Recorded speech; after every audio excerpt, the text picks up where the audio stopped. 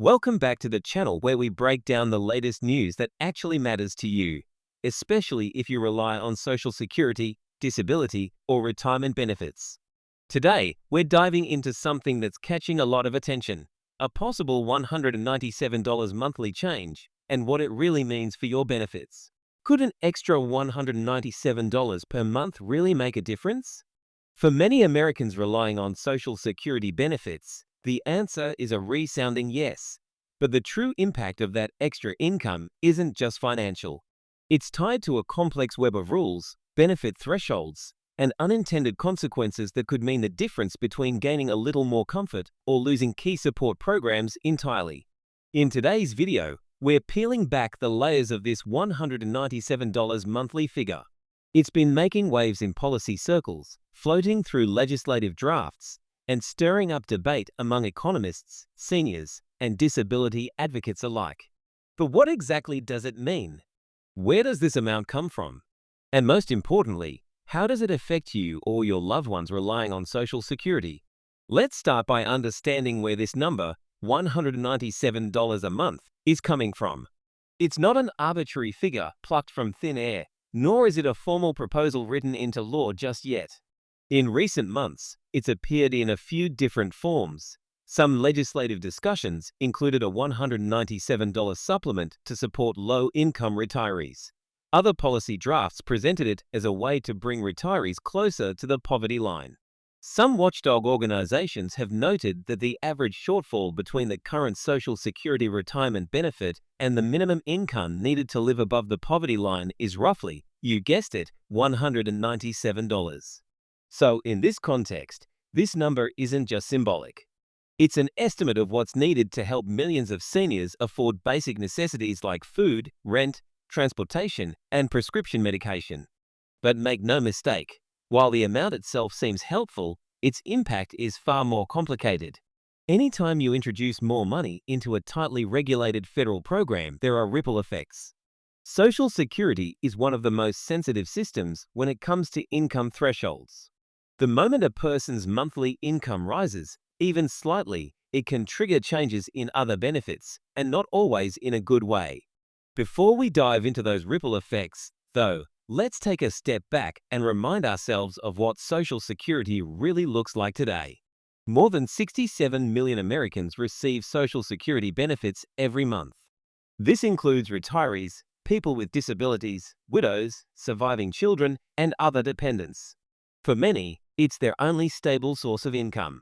The average monthly retirement benefit currently sits at around $1,913, while those on SSDI, Social Security Disability Insurance, typically receive less.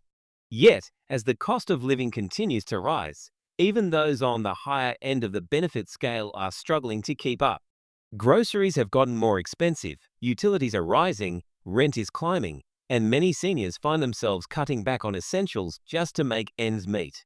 So it's no surprise that a proposed $197 increase catches people's attention. But what happens when you actually add that money into someone's monthly Social Security check? For starters, that $197 translates to about $2,364 per year. For someone on a fixed income, that kind of increase can feel like a small windfall. It could be the difference between staying warm in the winter or freezing. It could mean being able to afford that bottle of insulin without choosing between medicine and dinner. On paper, it looks like a step in the right direction, a policy that actually helps. But things get complicated very quickly. If a Social Security recipient is also enrolled in Medicaid, food stamps SNAP, Supplemental Security Income SSI, or housing assistance, their eligibility for those programs is often tied to income. And that extra $197, as helpful as it may be, could push their total income over the threshold. Imagine receiving $1,300 per month from Social Security and working part-time for another $300. That puts you at $1,600. Add $197, and you're now earning $1,797. In many states, Medicaid coverage for seniors is capped near that level.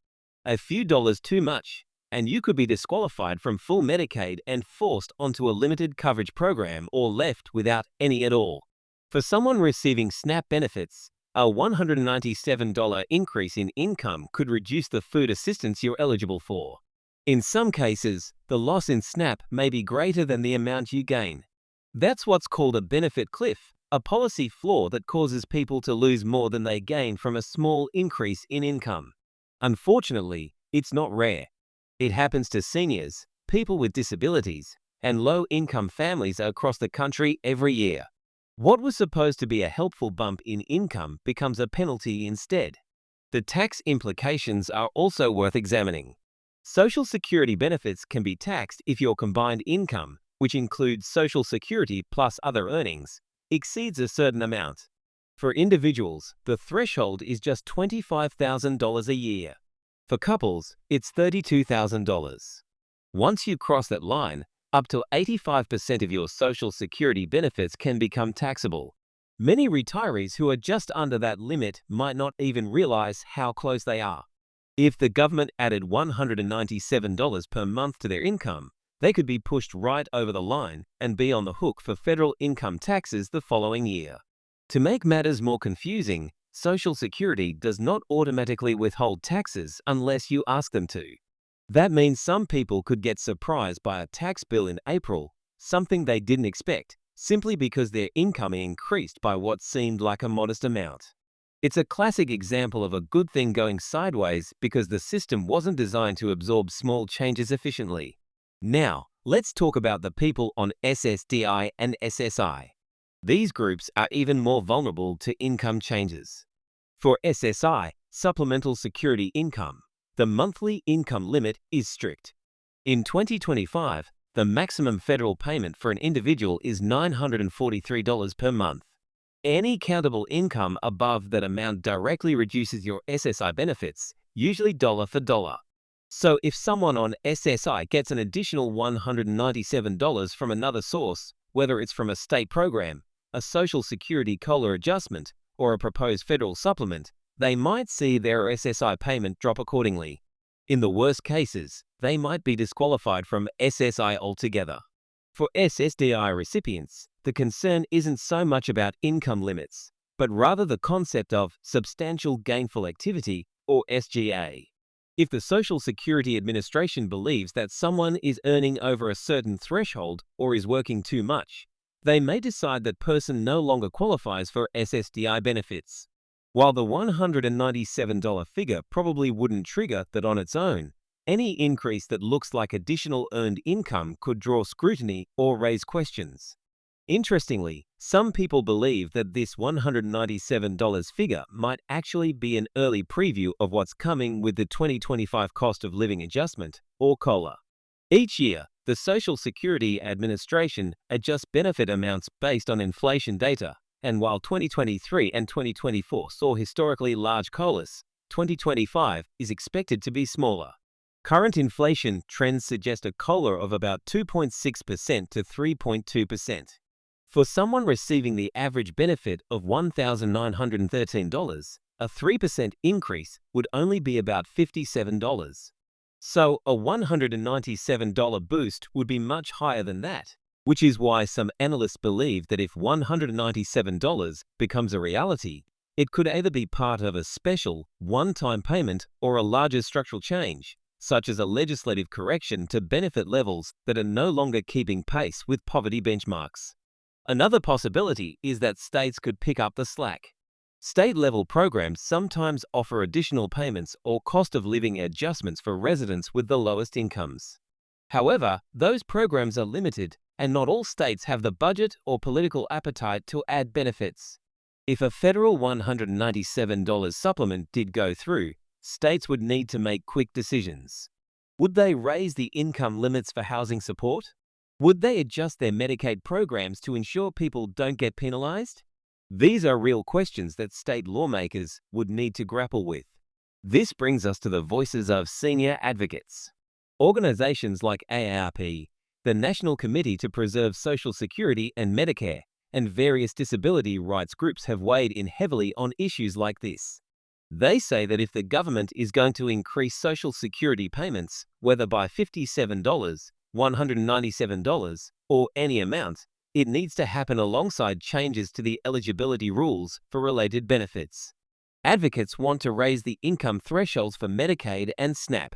They want the federal tax rules to catch up with inflation so that retirees aren't penalized. They want SSI rules modernized. The asset and income limits haven't been meaningfully updated in decades. They also warn against unintended consequences. When Congress acts without coordinating across agencies, the results can be chaotic. More money in one pocket, but more deductions from another. That's not the kind of relief America's most vulnerable citizens need. So what can you do if this $197 boost becomes reality? First, stay informed. Monitor your benefit statements.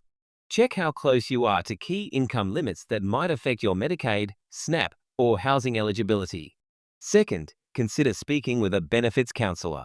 Many local aging and disability resource centers offer free consultations to help you plan ahead for changes in income. Third, if you're worried about taxes, look into filing Form W-4 vaults with Social Security. This allows you to voluntarily withhold a portion of your benefit for taxes so you're not caught off guard next year. Most importantly, be vocal. Changes to Social Security and benefit rules often start quietly. But public feedback, especially from affected groups, can influence how those changes are implemented. Lawmakers are more likely to make smart, compassionate adjustments when they hear from the people who are most affected. So, is $197 a blessing or a trap? The answer is, it depends. For some, it could be the help they've been waiting for. For others, it could cause more problems than it solves. But now, you have the full story, not just the headlines. This is the reality behind the politics, the policies, and the promises. If you found today's video informative, make sure to give it a thumbs up, subscribe to the channel for more updates like this, and share it with someone who needs to understand how these changes might affect them. We're committed to keeping you informed because when it comes to your money, your health, and your future, knowledge truly is power.